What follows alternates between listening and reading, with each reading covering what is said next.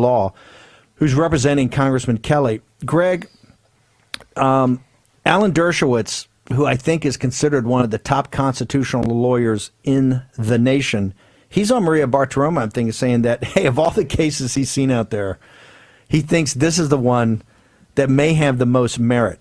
Can you walk our audience through what you are going to argue and Congressman Kelly are going to argue, and why it fell to Congressman Mike Kelly from north of Pittsburgh and south of Erie to do this for the nation?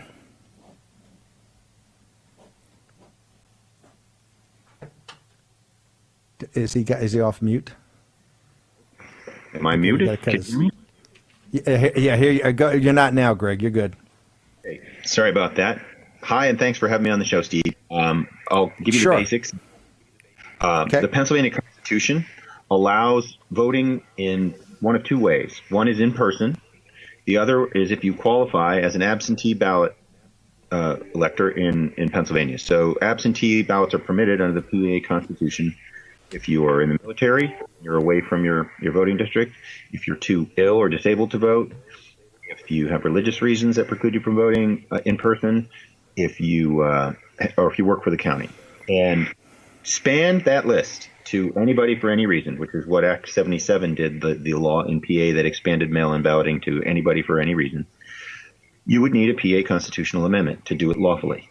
And the Pennsylvania legislature, in recognition of that, started the process to amend the Constitution to allow mail-in balloting.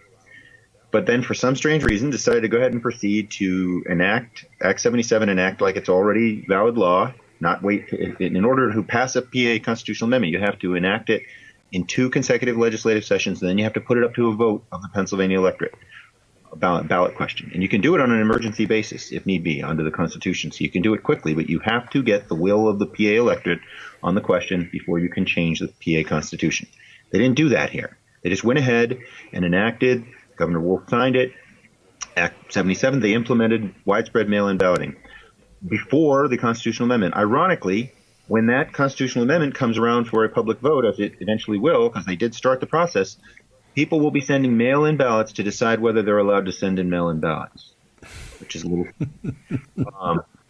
So we recognize a year after the statute was passed, it was unconstitutional. Mike Kelly and others that are plaintiffs in this case, Sean Parnell, were upset to see how mail-in ballots played out. And they engaged lawyers like myself to review the situation and see if there was anything that could be done. And that's when it was determined that what they had done was unconstitutional. And those arguments were raised, as soon as we recognized they existed, basically, which was belatedly. I was engaged on Friday. We filed the complaint on Saturday at 4 a.m. So that's the basics of that case. Greg, let me just ask you, because I think a lot, particularly the opposition, are going to say, hey, the legislature in Pennsylvania, last time I checked, I think is controlled by Republicans, just an observation.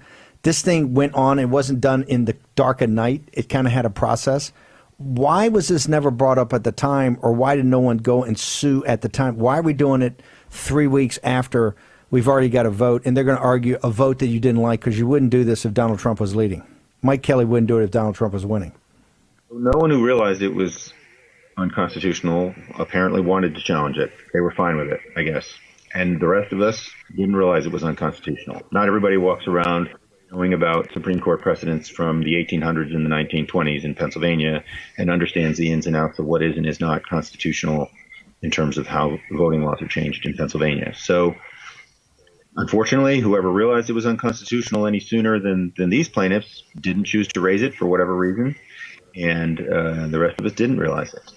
So that's why it didn't happen. Greg, why does Dershowitz say that of all the things he's seen out there, he thinks you've got the cleanest case and really the thing that's got it, and I think he implied really what has to go to the Supreme Court for a decision? Why? What is it about your case that Dershowitz is even saying, I think this is the strongest case out there as I look at everything?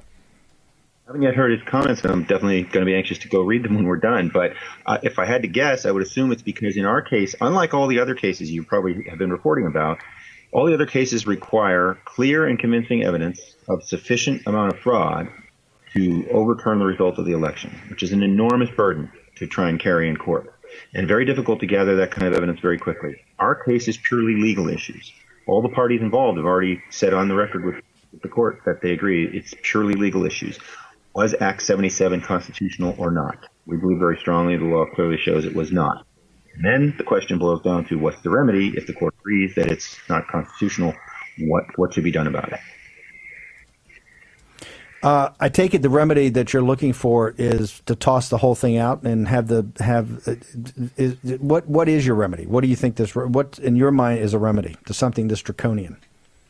So in the complaint itself, we asked that the court issue an injunction preventing certification of any count that includes unauthorized illegal votes that are contrary to what's allowed under the Constitution. So, and we also asked or suggested that the court could throw it to the Pennsylvania legislature to make determinations with respect to at least delegates for vice president and president through the Electoral College. The legislature and the governor together enacted this law, made this mess. They're ultimately going to have to figure out a solution when it's declared unconstitutional. But what we want the court to do is enjoin any certification of a vote that includes unlawful votes.